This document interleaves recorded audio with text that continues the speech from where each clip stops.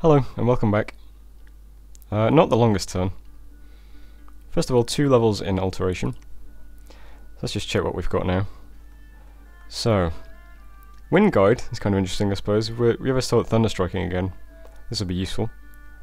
It gives aim to every unit on the battlefield. Well, every friendly unit. There's a couple of other cool things. I mean, my Pretender could cast Destruction and things like that. Destruction destroys armor. Curse of Stones is kind of an interesting spell. You kind of have to cast this repeatedly though to get any use out of it because magic resistance negates easily, but it is kind of a cool spell. It's stacked nicely with Rigor Mortis, I suppose. Further down, Moors of the Earth is a classic, another Earth spell, but my only Earth caster is my Pretender. It's really powerful. Yeah, I mean, Drain Life is a really nice spell as well for Death Mages to cast on sort of big, tough, single target enemies, like thugs and things like that. But it does require Death 4. And Mother Oak as well, we might be able to cast Mother Oak at some point with my Pretender, I suppose. Oh, then again, Nature 5, I don't think I can get that high. And Ethics is only Nature 4, I think, with the booster. I need another booster. But there is some interesting spells there anyway. We'll keep going. We get Crumble next level, which might actually help us in sieging Heror, actually. This is the spell that destroys the walls of a fort that you're sieging. So we might give that, we could cast that with our Pretender, that might be something he could do. And yeah, but we'll keep going anyway, all the way to Fog Warriors, that's the big target. Okay. Cast Haruspex, 1 sight, but it wasn't a very interesting one. It was this Farm of Plenty, 50 supply points. And Auspex found no sights. I don't know why I ever bother casting the remote sight searching spells, I really don't, but you know, once you've started you can't stop. Then there's the battle in Mictlan. Okay, so we tried breaking Siege with what we had, and what we had wasn't much, but had to give it a go. So I've never actually summoned sprites before, I don't think.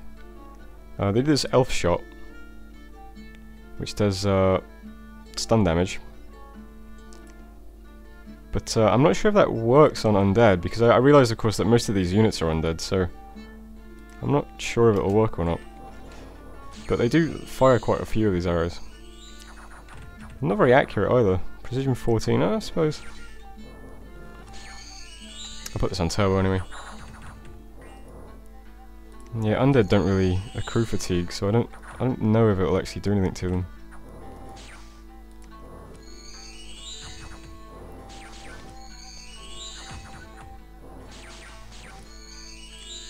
I think the sprites might have been a mistake.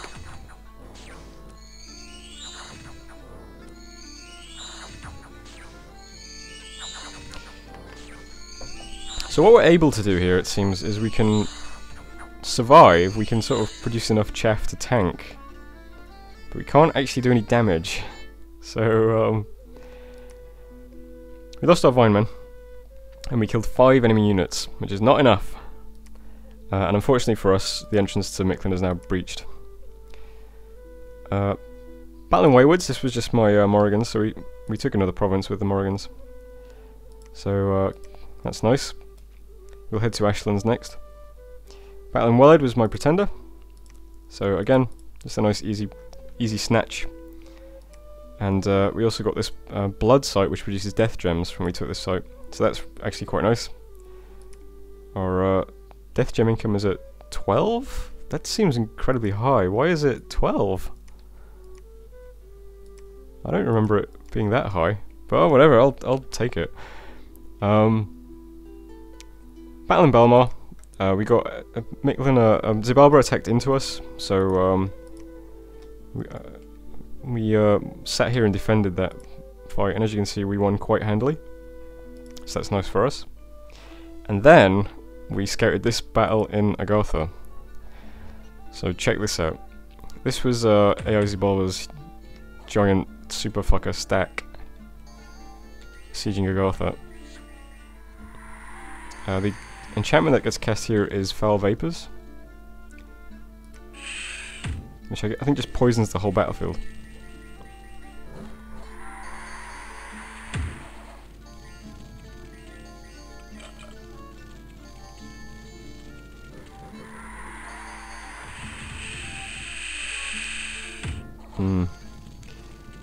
Beast Bat's kind of terrifying.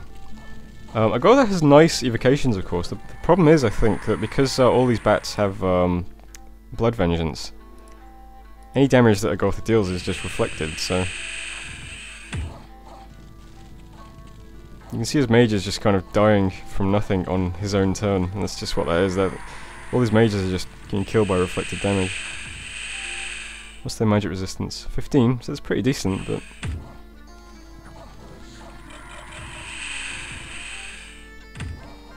I don't think he has any sort of easy option for dealing with Blood Vengeance, I think is the problem.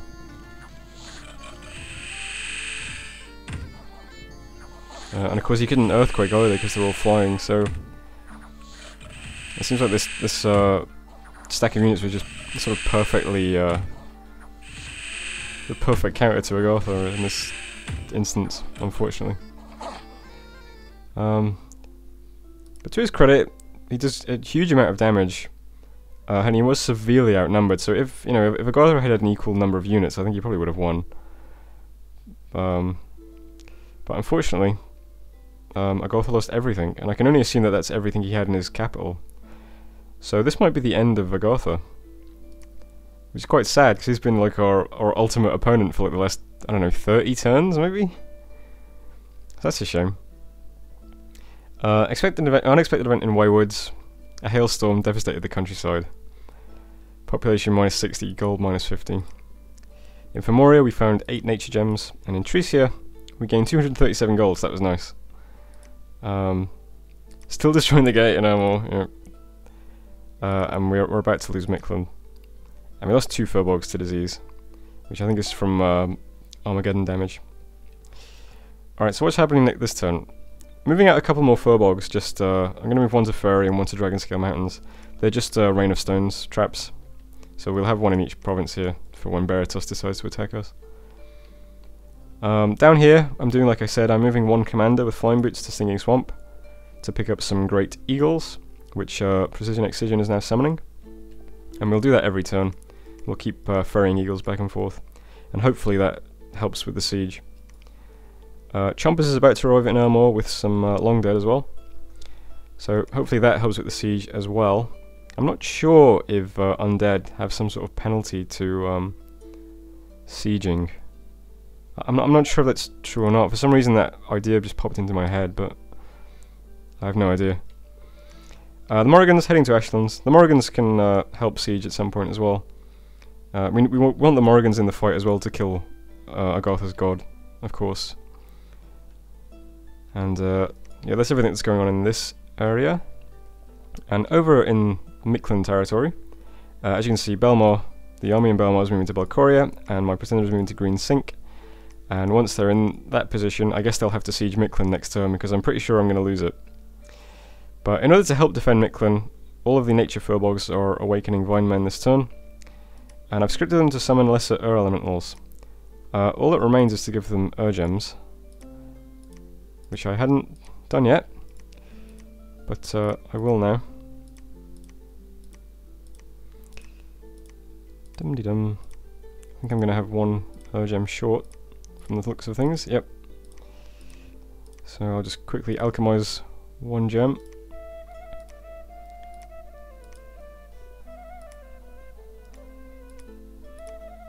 There we are. So when Xibalba does attack Mictland, we'll have 8 air elementals plus a couple of Vinemen, and hopefully that is enough, but we'll have to see. They aren't storm-powered air elementals, of course, so they're weaker than usually. And that's it for this turn.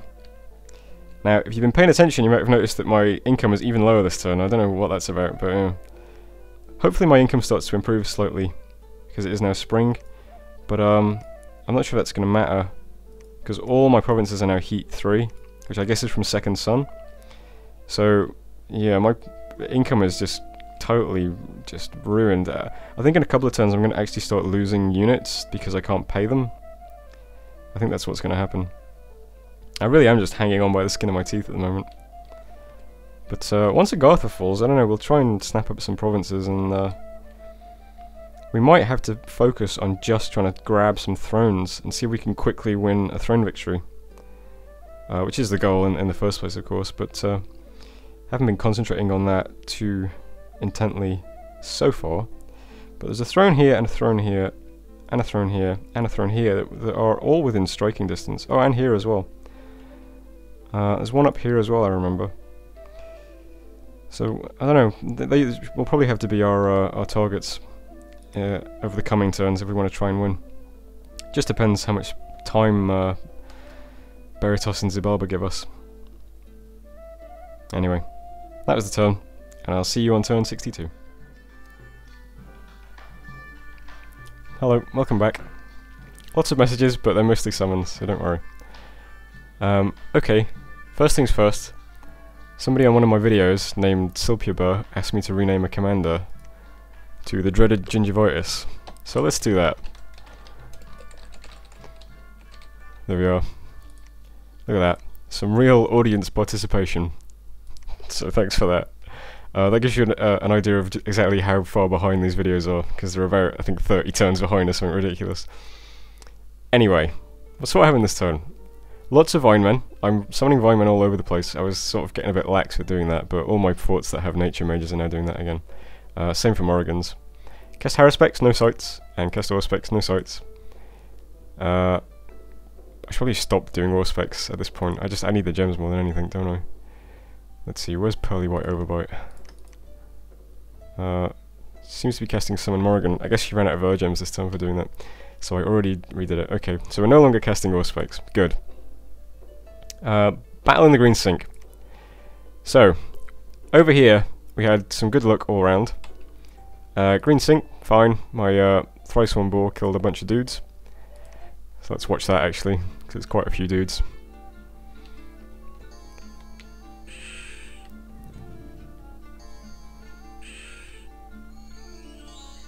Quite interesting that I get attacked and didn't go berserk immediately. I guess because they didn't wound me. So I didn't have time to cast all my spells, I don't think. But the only one that's missing is poison resistance, which isn't necessary for fighting Xibalba anyway. So, what's our fatigue? 60! Gosh, those heat skills are really making me rack up the fatigue. 70. Maybe I didn't cast Strength of the Earth? No, I did. Alright, I don't know why fatigue is so bad this time around. But we still clean up quite well. No afflictions. Fatigue's dropping now because I'm not attacking anymore. Alright. So there we go. So killed quite a few units there. That was this province. So not too bad. Ashlands. This was my Morrigans. There's nothing really defending these provinces, so it's not too interesting. And Balcoria. This was all the other chaff I've got, just attacking province defense. No big deal. So we took both of these provinces. Battle in Agartha. I don't think this is worth watching actually, but I can't remember. Right, no, nothing really.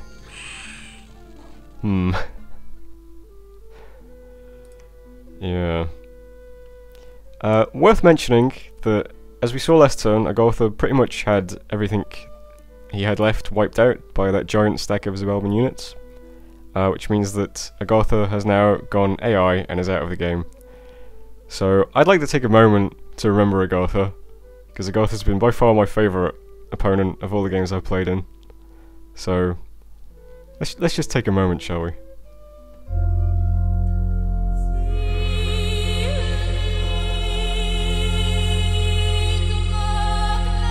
Alright, that's enough of that.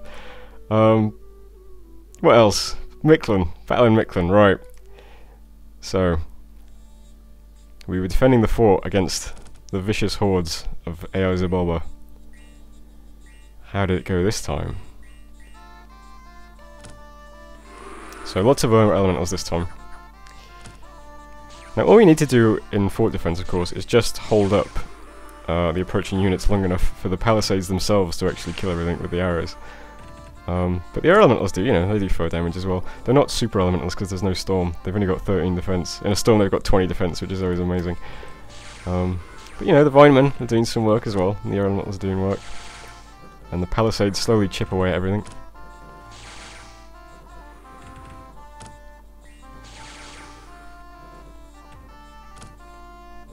And we do manage to rout them.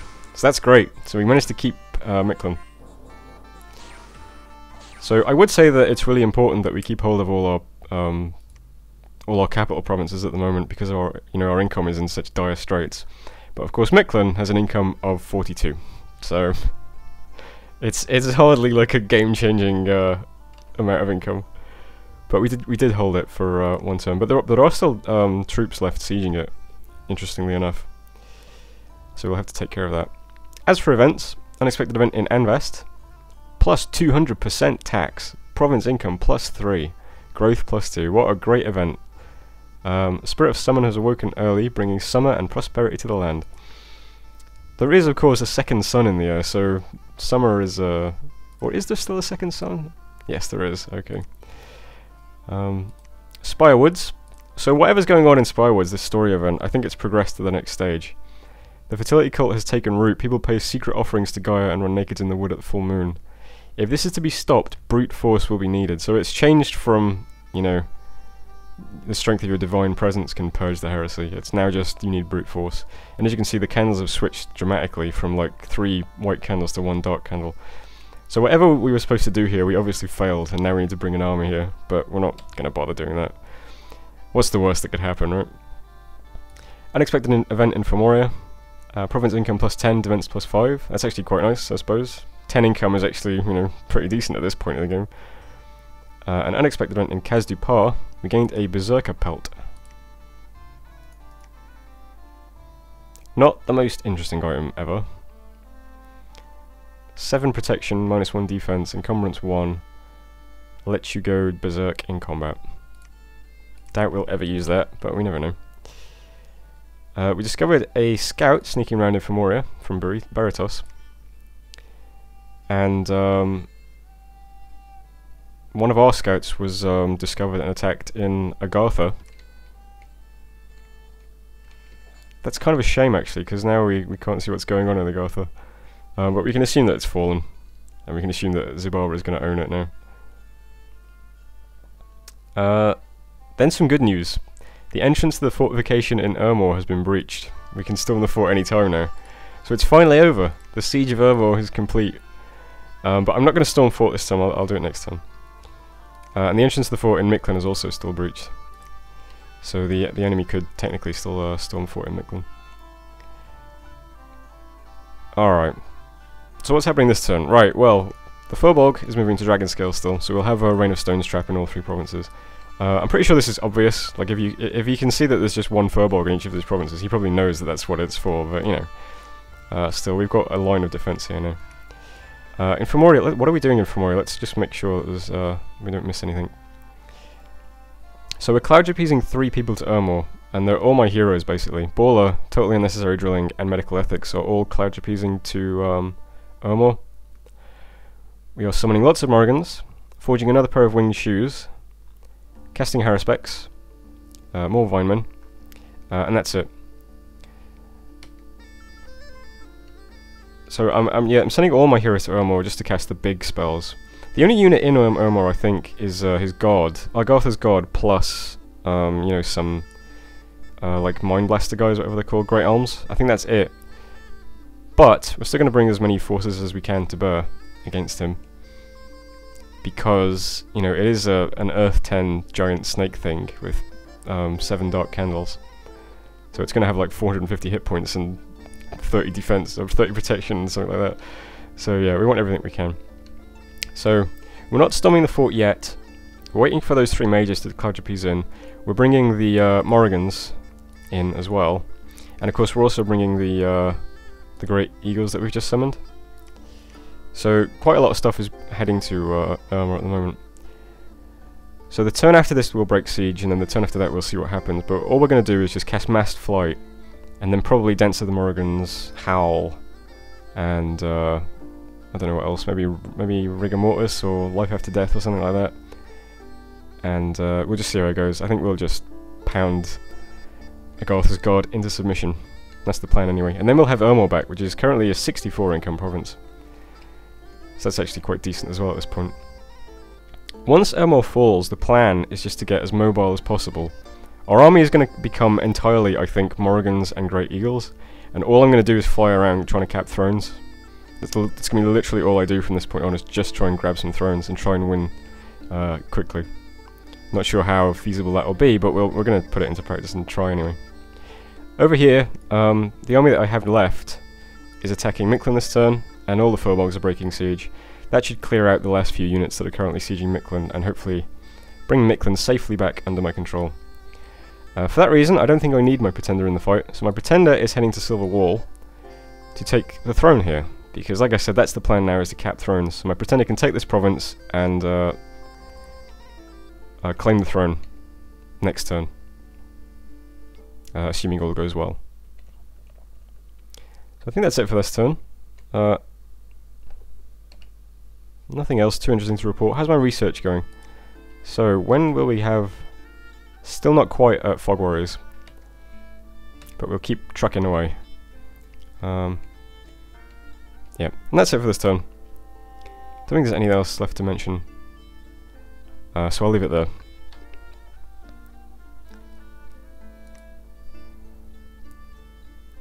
I suppose I will mention that I spoke to Lanka's player, just to see what he was doing really, because I didn't really know what was going on in that part of the world. And Lanka's player told me that for the last 2 years of the game, he's had 2 provinces, but they're both forted, and literally all he's doing is summoning those stealthy undead units. I can't remember what they're called. He's summoning those, putting Bane Venom charms on them, and then just sending them out to annoy all the people that sort of fought him in the early game. So that's literally all he's been doing for the last 20 turns or so. He's just trying to disease as many enemies as possible with his 2 provinces. So, shout out to Lanka, that's pretty funny. Anyway, thanks for watching, and I'll see you on turn 63. Hello, welcome back. Short turn, I think. First of all, research. We got a level in alteration. I think I already looked at this, didn't I? What do we get though? I can't cast that. Why am I looking at that? Earth Gem Alchemy. Oh, that might be useful, since I don't have any gold at the moment. I should remember I've got that. I can now make gold out of Earth Gems. Okay. I've got Frozen Heart. I'm going to be using that this turn. This is a water magic spell that just instantly kills people. If it hits them, I guess. Don't know how it works exactly, but sounds pretty good. Anything else here? Soul Vortex. This is the spell that strange armor that I got ages ago casts. Drains the life force from everybody that's near you. That's kind of interesting on thugs. Skeletal Legion. Transforms the entire army into skeletal beings. Right. I think that I've seen a smaller version of that somewhere. Darkness. Don't want that. So there's a couple of things here. Alright. Still gonna head towards Fog Warriors though. Okay. Vinemen, Morrigans, Haruspecs, no sights. Great Eagles. Vinemen, Morrigans. We cloud trapezed our heroes around, of course. Battling Mictlan, okay. So we were trying to take back Mictlan from the last remaining forces of Xibalba that were hanging around.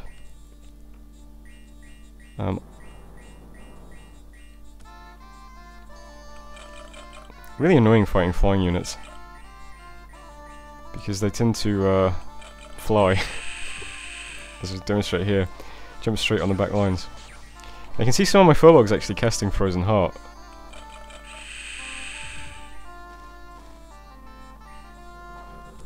And also Fascination and stuff like that. I had them just on cast whatever they want.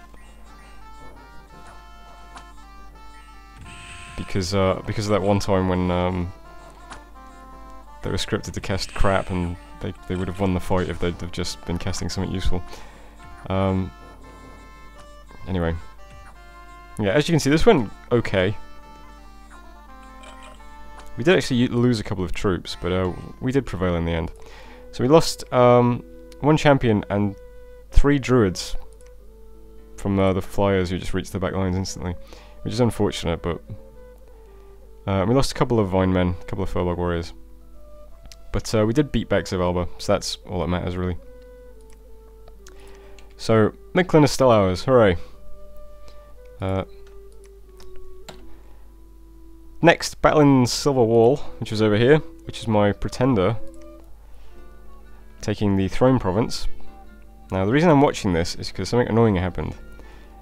I got attacked on turn 1, and they hit me and made me go berserk, which means I didn't cast any of my spells. So I'm now fighting with no regeneration, no additional reinvigoration, and no additional protection from Strength of the Earth, or whatever it's called, Summon Earth Power. Which has the unfortunate side effect of meaning that I get quite badly afflicted in this battle. Crippled and limp, which is not good when you're a trampler. In fact, did I just read that correctly?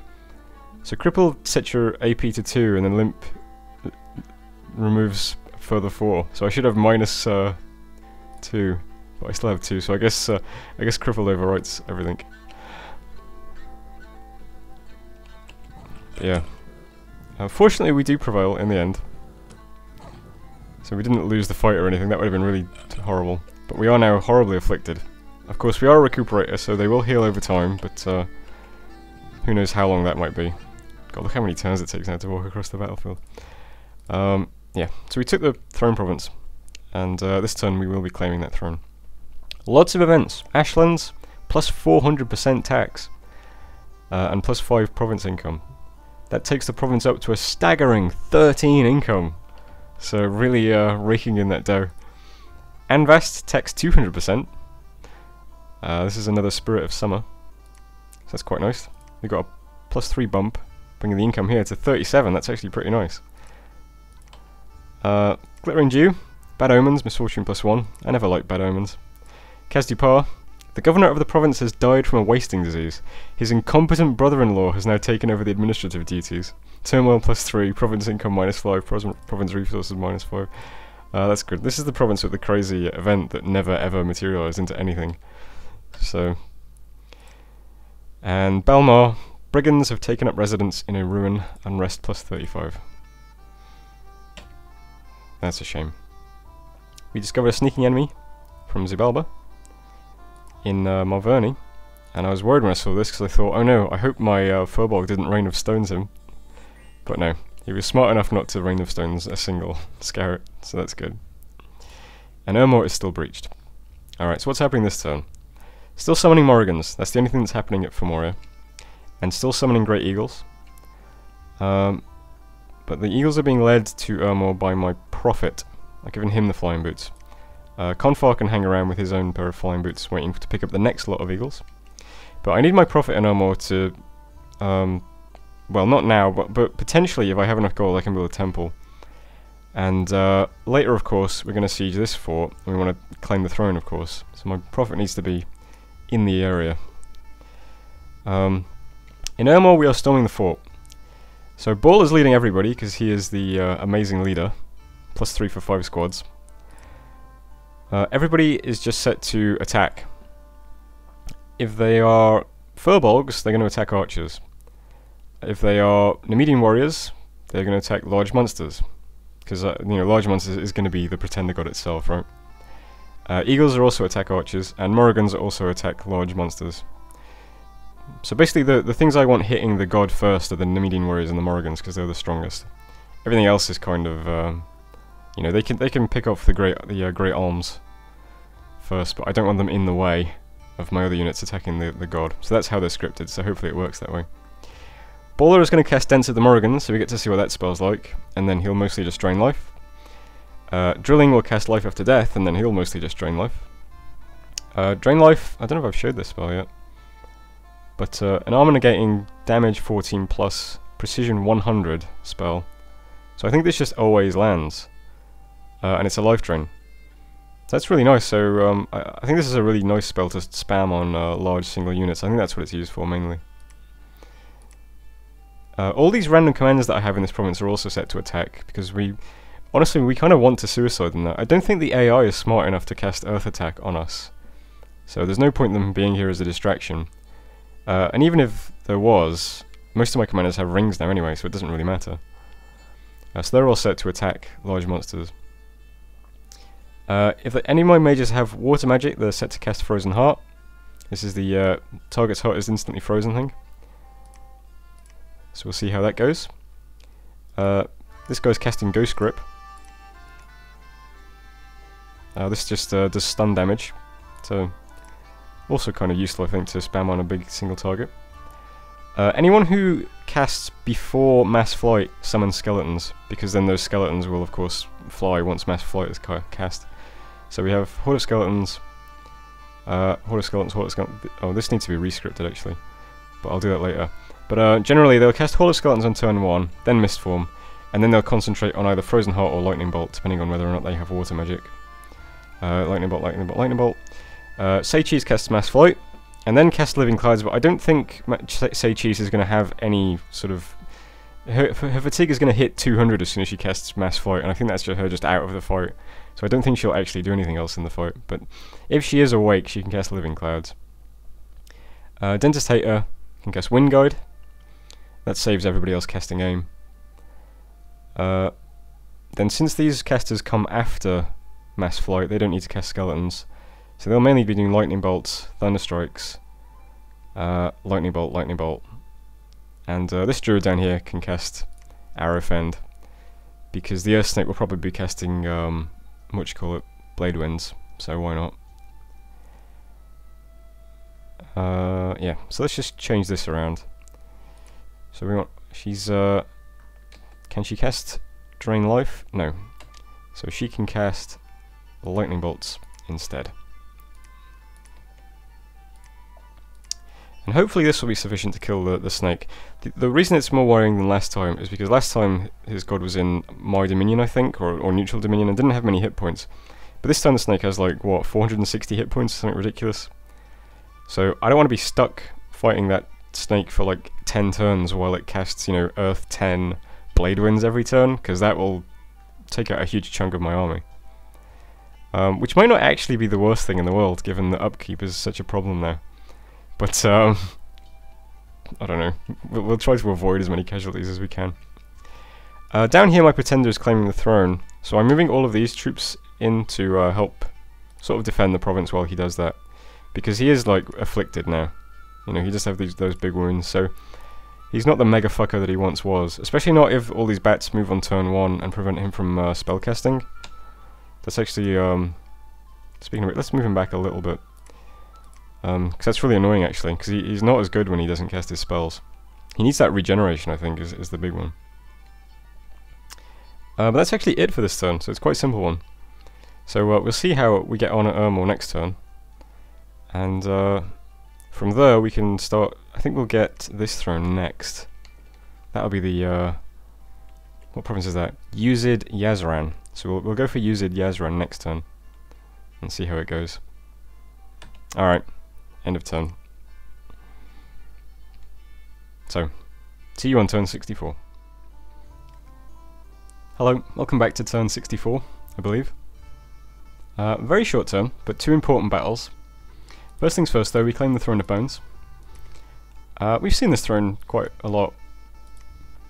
Spreads dominion +1, blessed troops get undying +3.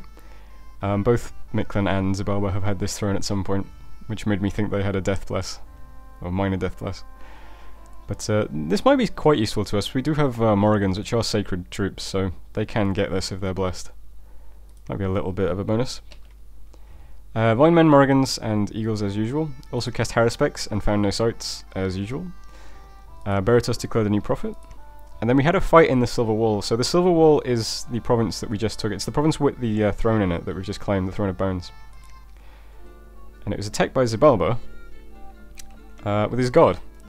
So his god has 403 hit points, Fear 10 or 1.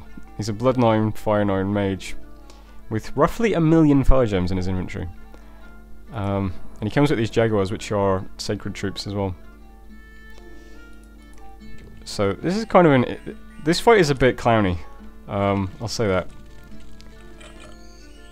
We almost lose. We actually make short work of the Jaguars, interestingly.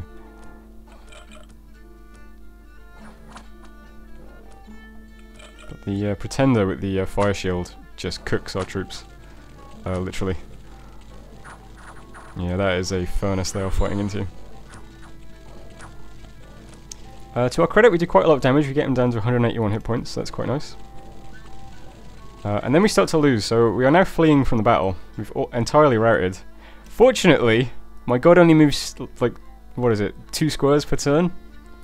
So he's retreating very slowly. Which gives the fire elemental just enough time to catch up to him and make him go berserk.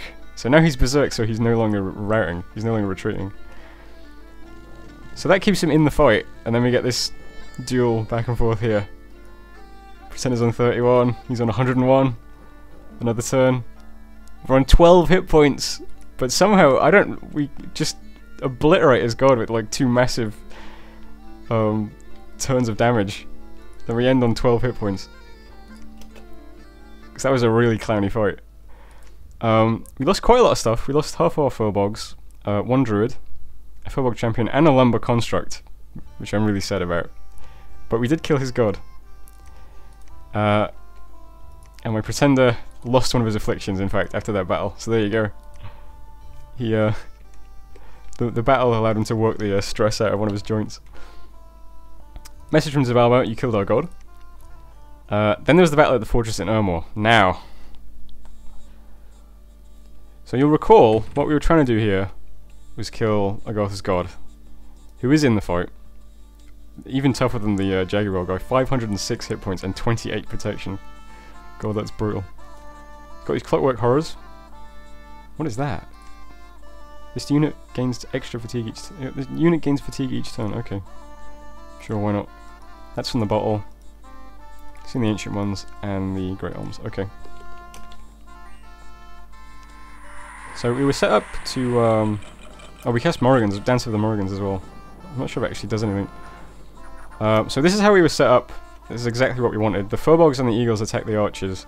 The Nemedian Warriors and the Morrigans attack the Earth Snake. And the Soulless you can't actually script. So, but the Morrigans are still all here. Maybe they were on hold and attack?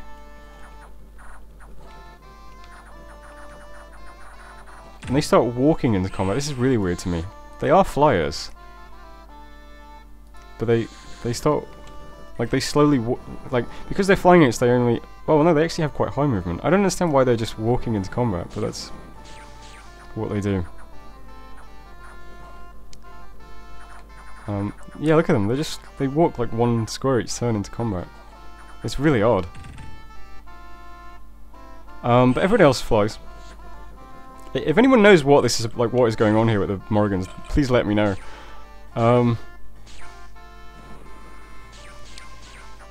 Yeah, so where was I? So everything else flies. These guys take care of the arms pretty quick. Say Cheese does in fact cast the multiple earth spell. I forgot what it's called. Can't remember what it's called. Living Clouds. She does actually cast Living Clouds, so we get a bunch of air elementals, as you can see.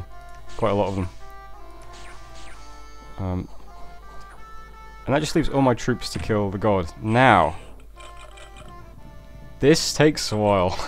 As you can see, we do no damage, and he has 483 hit points too, still. So I'm going to put this on turbo, and then I'm going to also see if I can edit the video to sort of fast forward, using some cool video editing. Look, what are the Morrigans doing? I don't understand. Why aren't they flying? That's so weird. Yeah. But this just takes a long time, man.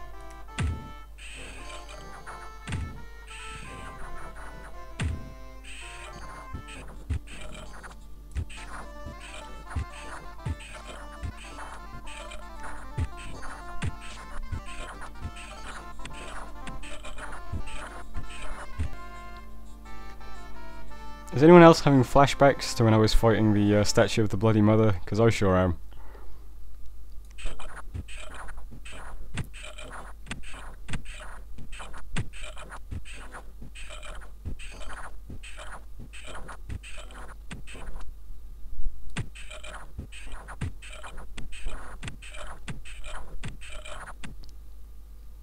War is hell.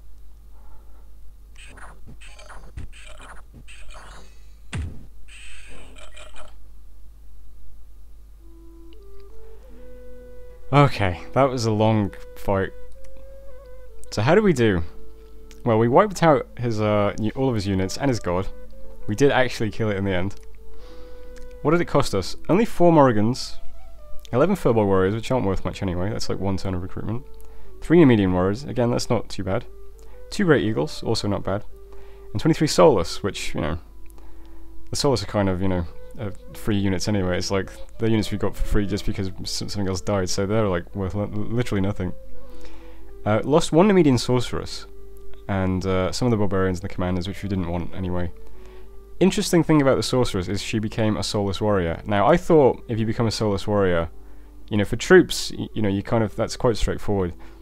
If it happens to Commanders, I would have thought that they still just became useless undead. But apparently not. Apparently, she keeps all of her spell paths, her research, everything. She's just a Soulless Warrior now.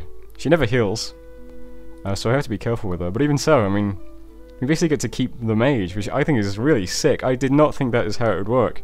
I thought if a commander died and she got brought back to life, she'd just be like a useless, soulless commander with no spell paths or anything. So that's, I think that's really, really cool. But yeah, message from Agartha, you killed our god. So we managed to, you know, kill 2 gods this turn, so that's quite nice. Unexpected event in Illidar, Nature Gem +2. Unexpected event in Illidar, the harvest has been good, tax plus 100%. Good old Illidar. Alright, so what's happening this turn? Well, we're basically just attacking Yuzid Yazran this turn. Yuzid Yazran. That's all. A lot of arrows, but all these additional arrows are just people picking up troops that retreated, or routed. So you can see we've got troops in this province, and this province, and this province, and so on. But fortunately we've got a lot of spare commanders. So our commanders are moving to these provinces to pick them up. Some of the provinces already have commanders, so commanders also retreated to these provinces, so that makes it easier. But everything else around here is just picking up troops that routed, that's all. The Eagles from Stinging Swamp are heading to Yuzid Yazran, and all the mages that have just been fighting are also heading there. With the exception of the heroes. The heroes are staying behind, just in case they need to cloud trapeze somewhere more important. Very similar scripts. Only difference is there's not as many battlefield spells anymore. The only big battlefield spell that gets cast now is Mass Flight. Everything else is just really simple, either Skeletons, Lightning Bolt, some Thunder Strikes, Ghost Grip, Frozen Heart. They're the main spells. And because this province looks quite weak, I don't think we'll need much of that. We'll fight some province defense, and then there's about 10 enemy units, it says in this province here. So hopefully that will fall over quite quickly. Over here, we're going to keep trying to defend Silver Wall. I think the AI might try to hit it again. So we don't have anything, really, but we're going to try our best to defend this, just until we, you know, we need a little bit of breathing room before we can actually send some real troops over here. Might take a little while, though. And I think that's actually it for this turn. There's nothing else happening. We're attacking Yuzid, defending Silver Wall, and picking up some troops. That's it. Research is not... we're not at another milestone in research yet. Anything else interesting happening? Let's have a look. Researching. Summon Great Eagle, Awaken Vinemen, Summon Morrigan, Haruspex, more Vinemen. More Vinemen. Oh, and Enter Sight. That's right. A long time ago, maybe 40 turns ago, we found this creepy site, the Animal Cemetery. A death mage may enter to summon a carrion beast, and I forgot all about it. But now, finally, Unbearable Pain, the Death 3 Nemedian Sorceress, is in Woods of Weeping, and she is going to try entering this Animal Cemetery, and she can see what happens. Because at this point, free troops is, hey, lovely. I need them badly. Because I'm not in a position to recruit conventional troops anymore. So I need whatever troops I can get my hands on. So we'll see what that does next turn. And that's it. So next turn we'll start sieging Yuzid Yazran probably. And maybe in a couple more turns we'll actually have another throne. And then we can move over to Newland, where there's another throne. Alright. End turn. See you shortly.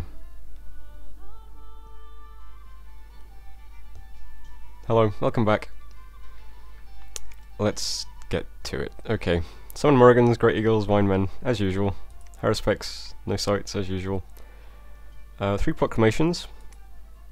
AI Saramotia has declared a prophet. AI Abyssia has declared a prophet. And Lanka, who is actually still in the game, has also declared a prophet. So that's good to know.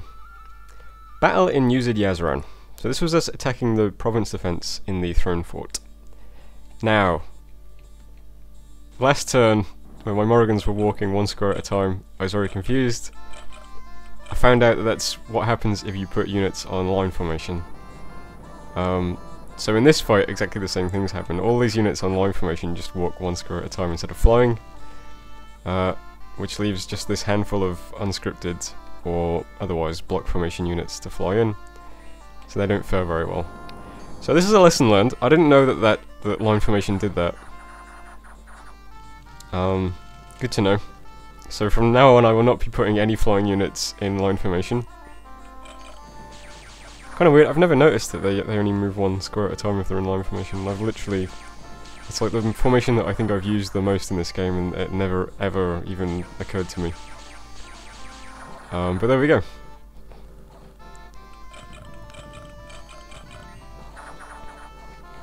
Anyway, this is just a PD fight, but I thought I'd mention that, yeah, I understand what happened now. Kind of strange. So what happened? Well, all those units that flew in didn't do very well because they were on their own, so we lost 5 Great Eagles and 13 Soulless Warriors. But other than that, the fight went fine. And it was enough to bust open the fort as well, so we can storm the fort this turn. Also a battle in Ascendius. This is kind of annoying. The little handful of claymen that was in Uzid Yazran last turn attacked Ascendius, so we lost Ascendius to these terrible units and this terrible mage. Which is actually kind of annoying because I think there was an Earth site in this province, because I'm down to 9 Earth gems per turn again now. A deathmatch has been scheduled. I've never taken part in one of these, I don't think I ever will. Unexpected event in Glistening Dew. A sectarian movement has emerged. Dominion -2. Unexpected event in Black Forest. A tribe of agitated troglodytes have attacked the settlements. Yep, we're under siege from neutrals again. That's nice. We spied a battle in Ligria. This was just some independent vine men attacking Agartha. Where is that? Let's have a look. It's over here. Okay. So we now know that Agartha has a couple of mages, a couple of wolves, 1 living mercury, and 6 vinemen in Ligria. I'm sure that information will prove very useful to us. Maybe we're going to lose one of these provinces next turn. And the battle in Black Forest was, of course, the troglodytes. I'll watch this, because I don't think we've seen troglodytes yet. These aren't bad units. They have low defense and low protection, but they are 37 hit point tramplers. And their attack skill is decent. Usually when you get units that have terrible stats like this, their attack skill also sucks, so they can't even hit anything. But these things have decent attack. I don't know if attack actually means anything if you're a trampler though. I think tramplers just do damage based on being a trampler. So I don't know how it works. I mean, I can see a big group of these guys being pretty brutal with, you know, some buffs. Mass Flight and Fog Warriors and stuff. Unfortunately, they do beat our province defense. But as long as we can just punch through the 34 hit points, you know, 9 defense and 7 protection is not going to do much. But I don't think I can beat them with the handful of Vinemen that I have. I think that might be a bit of a stretch, because Vinemen themselves are pretty bad. And they're also smaller than the Troglodytes, so they'll get trampled. So I'm not sure we can take that back just yet, but we will soon. Interesting event in the Silver Wall. It says, this isn't actually an unexpected event, it's just a weird little message. A very deadly disease is spreading in the Silver Wall, 120 people have died. One of my furlogs is actually diseased now as well, so I guess this might be spreading to troops too. I'm not sure what I can do about that though. This might be one of those invisible stealthy commanders with a Bane Venom charm, I guess. Entrance in Uzid Yazran has been breached, and we're under siege in Black Forest from the Troglodytes. Alright, so what's happening this turn? Well, first of all, let's take a look at the thrones, right? So currently I'm on 2 points from thrones. You need 12 points to win. We know that Agartha has 2 thrones, one in Newland and one in Uzid Yazran. But he only has 1 claimed. So, by process of elimination, the only throne I can see that you would have in your territory but not want to claim is Misfortune, because it spreads misfortune. So that seems like... So if we assume that's true, we assume that he has Eternal Suffering and Misfortune. Between them that's 5 points. So if I take both of those, I go from 2 points to 7 points. We then also know that this throne over here is one of Rillia's. Now very early on in the game when Rillia claimed the throne, we got a weird message from Heror, I think, saying the Throne of Autumn is underwater, so Mages of Autumn will never be able to be recruited. Everything is pointless. Remember that message? So that means that this throne next to us must be the Throne of the Moon, which is worth 2 points. So if we take both of Agartha's thrones plus Rillia's throne, which shouldn't be too difficult, that gets us to 9 points, right? And we need 12 to win, so that means we just need 3 points. If we just take those 3 thrones, we're 3 points short of winning. So we need to somehow identify thrones that are worth capturing. There are 2 in what's this guy's name? Beritos. 2 in Beritos territory. These 2. There's one by Tunanog. Let's orient myself. This one is by where Tunanog used to be. I guess it's closer to Saramati actually. There's Saramati's cap, so this is a Saramatian throne. Does Saramati have it claimed? No. We've got another throne over in Zibalba's territory somewhere, I think. This one.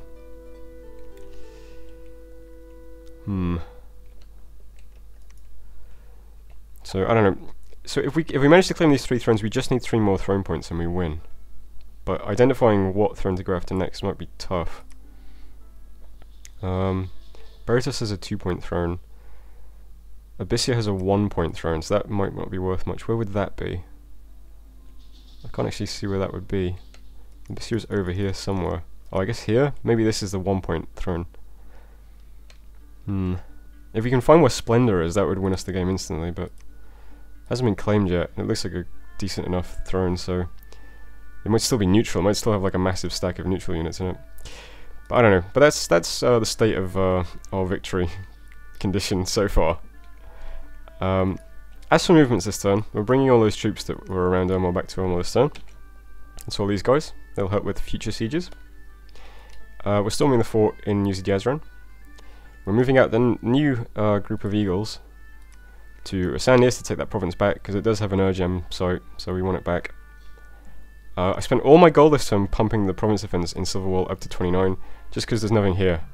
We want to hold this province as best we can.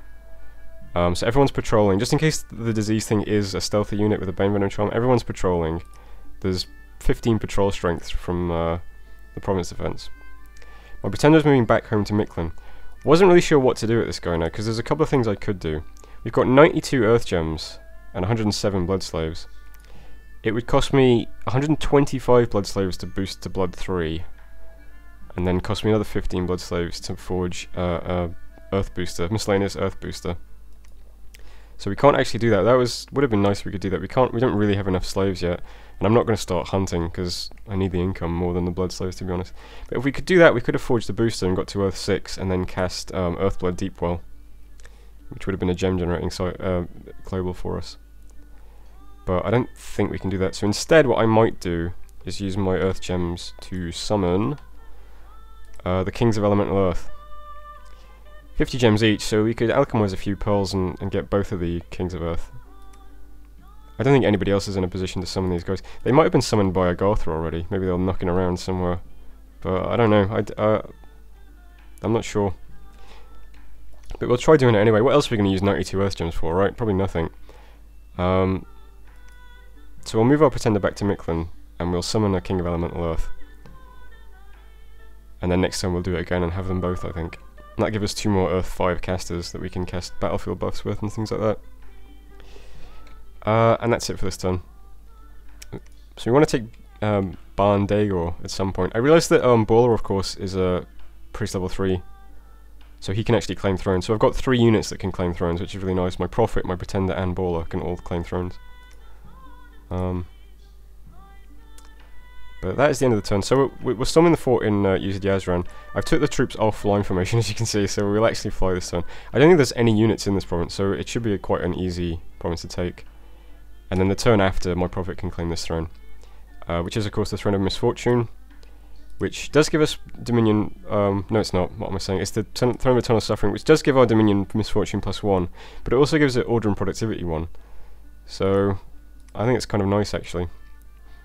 And if we can get Rulier's Throne as well, that spreads growth, which would also be really nice. Especially if I'm going to take Misfortune 2, because I'm going to have, well, then I'll have Misfortune 2 on my Dominion, so having Order 3, Production 3, Growth 1 would be nice to offset some of the events, because it would give me some more income. Anyway, let's end the turn there. And, oh, that's the end of the video. So I'll see you next time. Thanks for watching.